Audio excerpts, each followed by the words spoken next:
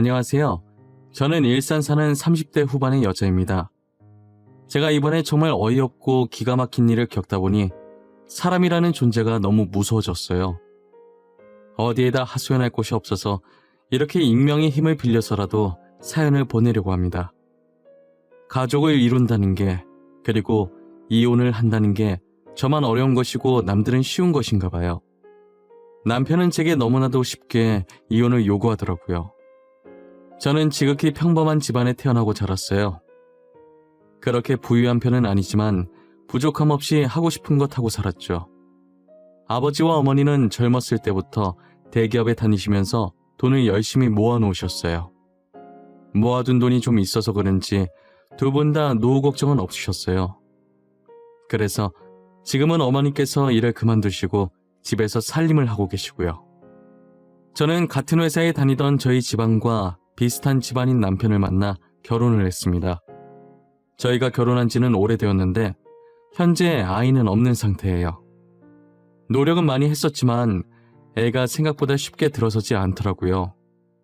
그렇다고 해서 애 못 가진다고 시어머니께서 구박하진 않으셨어요. 시어머니께서도 저처럼 임신이 잘 안 돼서 힘들게 저희 남편을 낳으셨었거든요. 그 마음 누구보다 이해한다면서 너무 조급해하지 말라고 오히려 저를 위로해 주시더라고요. 남편도 제게 조급해할수록 마음만 급해져서 애가 더 안 생길 수도 있다면서 아무 생각 없이 언젠간 오겠지 하는 심정으로 기다려보자고 하더라고요. 저는 정말 이런 시댁 찾기 힘들다며 결혼하길 잘했다고 생각했어요. 하지만 저희 아버지가 사업을 시작하시면서 이런 행복도 길게 가진 못했어요. 아버지께서는 다니던 회사에서 계속 근무하시다가 최근에 그만두고 모아둔 돈 일부를 가지고 사업을 시작하셨어요. 아버지는 손수 직접 팔찌를 디자인하고 만들어서 파셨어요. 처음엔 누구나 그렇듯 매출이 저조했는데 유명 인플루언서가 아버지께서 만든 제품을 착용하고 후기 글을 올린 이후에 그의 팬들에 의해서 입소문이 타서 대박이 난 거예요. 갑자기 늘어나는 주문량에 꿈인지 생시인지 도저히 정신을 못 차리겠다고 하시더라고요. 아버지도 이것도 한철이라면서 지금 이렇게 입소문이 타다가도 금방 수그러들 수도 있다면서 괜한 기대를 품지 않으셨어요. 하지만 아버지가 예상했던 것과는 달리 아버지의 제품들이 꾸준히 사랑을 받고 있더라고요. 나이가 좀 있으신 아버지가 디자인해서 그런지 아무래도 유행에는 뒤처지지만 나름의 유니크한 매력이 있다면서 그게 이 팔찌의 큰 포인트라며 다들 좋아해 주셨어요. 아버지께서는 팔찌를 팔아 버신 돈으로 도움이 필요한 사람들에게 기부도 많이 하셨어요. 미혼모를 위해 분유와 기저귀, 그리고 청각장애인들을 위한 보청기 등등 여러 방면으로 기부를 하셨어요. 매출이 더 안 올라도 괜찮으니 떨어지지만 말자는 아버지의 바람과는 달리 아버지의 팔찌를 착용했던 유명 인플루언서가 뒷광고 논란이 터진 거예요. 그러면서 아버지의 회사도 함께 논란에 휩싸이게 되었죠. 사실이 아닌데 마치 사실인 것 마냥 사람들이 글을 썼고 그 글이 빠르게 퍼지면서 기사까지 포털 사이트에 크게 걸리게 되었어요. 알고 보니 아버지의 회사는 그 인플루언서의 가족이 운영하는 건데 홍보해 주려고 뒷광고를 했다는 둥, 인플루언서의 유명세만 믿고 그거 이용해서 노력 없이 사업에 성공하려고 했다는 둥, 애초에 별 볼 일 없는 팔찌 착용한 게 이상했다면서 역시 가족이었다며 증거 사진이랍시고 짜맞추게 한 사진들을 같이 올리기 시작하더라고요. 사진과 함께 글을 적으니 내용이 부풀려질 대로 부풀려져서는 정말 모르는 사람이 보면 사실이라고 믿을 정도더라고요. 아버지께서는 사실이 아니며 그 인플루언서랑은 아무 관계 아니라고 입장 표명했지만 이미 사람들은 처음 나갔던 기사만 보고 계속 아버지 회사를 불매하기 시작했어요. 결국 아버지 회사는 위태위태한 상태를 유지하고 있었죠. 저는 누명을 벗기 위해서 SNS를 활용해서 해명하기 시작했어요. 하지만 제가 해명을 해도 들으려고 하지 않고 안 좋은 댓글만 쌓이더라고요. 지금 이게 어디서부터 첫 단추를 잘못 꿰인 것인지 전혀 모르겠더라고요. 해명을 하면 할수록 사람들 사이에서는 저도 그 인플루언서의 친척이 되어 있었어요. 오히려 말하면 더 손해인 것 같아서 저도 손을 놓을 수밖에 없었어요. 엎친 데 덮친 격으로 아버지 일 때문에 안 그래도 스트레스 받는데 거기다 남편까지 더하더라고요. 결혼 후에 제가 다니던 회사를 그만두고 다른 회사로 이직을 해서 남편과 퇴근 시간이 달랐어요. 제가 조금 더 늦게 퇴근하는데 집에 들어가자마자 제 얼굴 앞에 종이 한 장을 들이밀더라고요. 다녀왔냐는 인사도 안 해? 이건 뭐야? 이게 무슨 종이인데?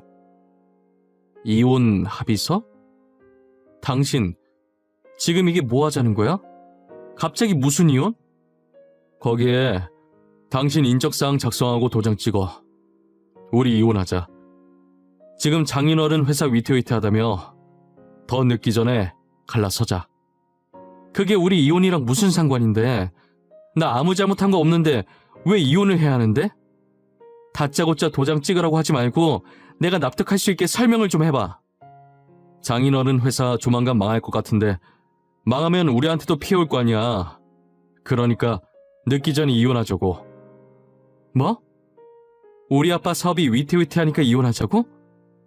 그동안 아빠가 당신 부모한테 바친 돈이 얼만데 시아버님 사업 위태할 때마다 우리 아빠가 모아둔 돈으로 도와줬었어. 그런데 지금 당신이 나한테 뭐라고? 그건 고맙게 생각하고 있어. 하지만 우린 당신 가족이 빚더미에 쌓이게 되면 도와줄 돈이 없어. 그리고 잘못하면 우리한테까지 피해 올 수도 있고. 난 피해 입기 싫어. 그러니까 도장 찍어. 남편 입에서 나오는 말들은 하나같이 어처구니가 없었습니다. 이때까지 저희 아버지께서 시아버님 회사가 위태로워질 때마다 가족 좋은 게 뭐냐면서 좋은 마음으로 그동안 모아두셨던 돈을 선뜻 보태주시곤 하셨거든요. 그런데 남편은 도와준 은혜도 모르고 막상 저희 아버지 회사가 위태로워지니 자기는 돈 없어서 못 도와준다고 자기 집안까지 피해받기 전에 이혼을 하자는 거예요. 저는 제가 이제껏 이런 사람과 살았었나 싶고 처음으로 결혼한 게 후회가 되더라고요. 힘든 시기에 돌아서는 사람들과는 인연을 이어가지 말라더니 그게 저희 남편이었어요. 아버지 회사 때문에 제가 이혼당한 걸 알면 아버지께서 속상해하실 것 같은 생각에 눈물이 나더라고요. 그래서 저는 아버지 회사 곧 다시 일어설 거라고 남편을 설득해서 이혼만은 막아보려고 했는데 남편은 들은 척도 안 하고 날마다 이혼 합의서를 제 얼굴 앞에 들이밀었어요. 계속해서 이혼을 강요했지만 제가 이혼을 해주지 않자 점점 폭력적으로 변해가면서 이혼을 서두르는 남편을 보고 있으니 저는 이상한 느낌이 들기 시작하더라고요. 꼭 저와 이혼을 해야 하는 이유가 있는 것처럼 이혼을 서두르려고 하니까 정말 뒷구린내가 심하게 나는 거예요. 저는 제 촉을 믿는 편이라 남편 뒤를 몰래 따라가 보기로 했어요. 그런데 남편이 웬 모르는 여자랑 같이 있는 거예요. 팔짱까지 끼고 서로를 보며 웃고 있는데 누가 봐도 정말 다정해 보이는 커플 같았어요. 역시 이혼을 서두르는 데에는 다 이유가 있을 것 같더라니 저희 아버지 사업이 위태로워 보이니까 저랑 얼른 이혼하고 돈 많은 집안의 상간녀랑 결혼하려고 준비 중이었더라고요. 남편이 저를 버리고 혼자만 행복하려는 꼴이 정말 보기 싫었어요.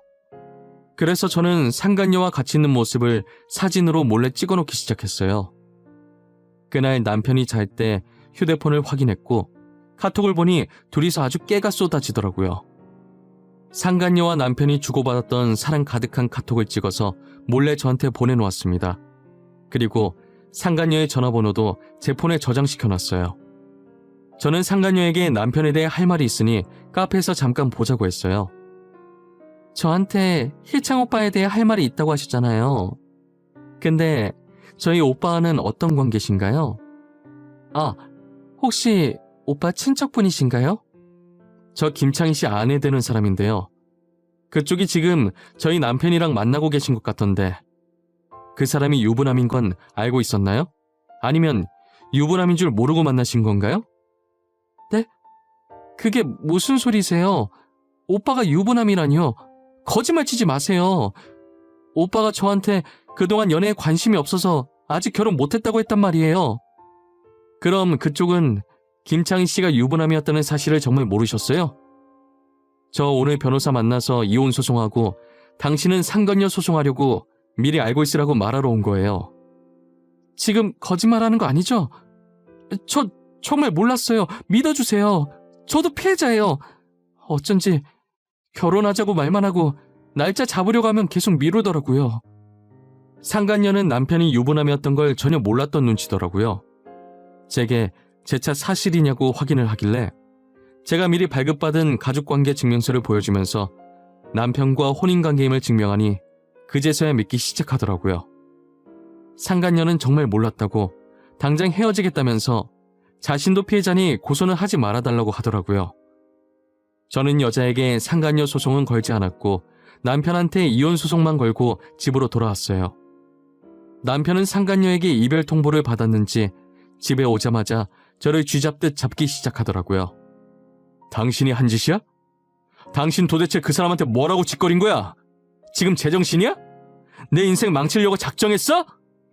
쳐 놔두고 바람핀 사람이 어디서 큰 소리야? 그래, 내가 했다. 왜? 나는 뭐 가만히 당하고만 있을 줄 알았니? 내가 그렇게 만만해 보였어?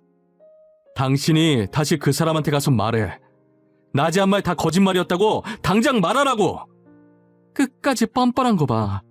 내가 누구 좋으라고 그렇게 해야 되는데? 나 당신 잘 사는 꼴 절대 못 봐. 오늘 당신한테 이혼 소송 걸었으니까 나한테 줄 위자료나 챙겨놔. 남편이 아무리 소리를 질러도 제가 눈 하나 깜짝 안 하자 말로는 안 될 것 같았는지 결국 손을 올려서 그대로 제 뺨을 때리더라고요. 제가 헤어지게 만들었으니 분명 싸움이 격해질 거라는 걸 저는 미리 예상했었거든요. 그래서 혹시나 하는 마음에 안방 행거에 걸린 옷 사이에 카메라를 넣어놓고 있었어요. 저는 이걸로 폭력죄까지 추가시킬 거라고 남편한테 소리 질렀어요. 저는 남편에게 이혼 소송으로 위자료를 받아냈지만 폭행죄는 뺨 때린 게 다고 초범이기도 해서 징역까지 안 가고 벌금형으로 끝났더라고요. 그 뒤로도 남편은 정신을 못 차리고 돈 많은 여자 한번 물어보겠다고 여러 여자들을 만나고 있다고 하더라고요. 다행히 저희 아버지는 뒷광고 논란으로 잠적했던 유명 인플루언서가 아버지와 친척도 아니고 일면식도 없다고 해명을 해주면서 어느 정도 논란이 잠재워졌어요. 그리고 이러려고 아버지께서 이제껏 선행을 해왔던 것은 아니었지만 이때까지 아버지의 도움을 받으셨던 분들이 글을 써주셨더라고요. 아버지께서 그동안 남모르게 선행을 해왔다는 여러 증인들과 증거 사진으로 인해 오히려 전보다 더 좋은 이미지로 거듭날 수 있었어요. 아버지께서 위태로운 회사를 쉽게 포기하지 않고 끝까지 버텨주셔서 다시 일어날 수 있었어요. 저였다면 더 많은 빚을 지기 전에 진작에 포기했을 텐데 저는 아버지가 정말 대단해 보였어요. 기부를 많이 했던 덕분에 회사 이미지가 좋아져서 그런지 유명해지기 시작했을 때보다 훨씬 높은 매출률을 보였어요. 아버지는 지금도 여전히 어려운 분들이 계신 곳에 기부를 열심히 하고 계세요. 따뜻한 사회를 만드는 것이 아버지의 오랜 꿈이셨다고 이제라도 이룰 수 있게 돼서 뿌듯하다고 하셨어요. 아버지가 다시 일어났다는 소식이 남편 귀에도 들어갔는지 정말 속보이게 제 주변을 계속 기웃거리기 시작하더라고요. 저는 그런 남편에게 눈길조차 주지 않았습니다. 아버지 사업 다시 잘 되신다며? 소식 들었어. 정말 다행이다. 망하면 어쩌나 걱정했는데 예전보다 훨씬 유명해지셨더라. 당신이 걱정을 했다고? 입에 침이나 바르고 거짓말을 해. 이제라도 나 찾아오면 당신한테 콩고물이라도 떨어질 거라고 생각하는 거야? 에이, 그런 거 아니야. 난 그냥 여러 여자 만나봤는데 당신만한 사람이 없더라고. 그래서 당신이랑 다시 잘해보려고 그러지. 누가 당신 받아준다고 했어? 진짜 웃긴다. 도대체 어디서 나오는 자신감이야? 당신만 잘해볼 마음 있으면 뭐해. 내가 당신 받아줄 마음이 없는데. 그래도 우리 한때 사랑했잖아. 같이 살 맞대며 살아온 정이 있는데 너무 차갑게 그러지 마. 당신 원래 따뜻한 사람이었잖아. 나 따뜻한 사람이야. 당신만 빼고. 나를 이렇게 만든 사람이 누군데 그래? 집 가야 되니까 방해하지 말고 저리 꺼져. 다신 내 회사 앞에 기웃거리지 마. 신고할 거니까. 제가 경찰에 신고할 거라고 하니 무서웠는지 그 뒤로는 안 나타나더라고요. 도대체 누구 좋으려고 제가 재결합을 하나요? 저는 또다시 지옥 속으로 들어가기 싫었어요. 얼마 뒤 남편이 다니던 회사를 그만두고 사업한다는 소식을 들었어요. 저는 개업 축하한다는 문구를 새긴 근조 화환을 남편 회사로 보내줬어요. 그리고 화환과 함께 홍보 열심히 해주겠다고 포털 사이트 확인해보라는 편지도 하나 남겼죠. 저는 포털 사이트에 남편이 제게 했던 짓들을 영상과 함께 글을 써서 올렸어요. 그리고 많은 사람들이 볼 수 있게 배너 광고도 해줬답니다. 제가 열렬히 홍보해준 덕분에 남편 회사는 아주 유명해졌더라고요. 비록 불륜남, 폭행남, 갖가지 안 좋은 수식어의 별명들이 함께 붙게 되었지만요.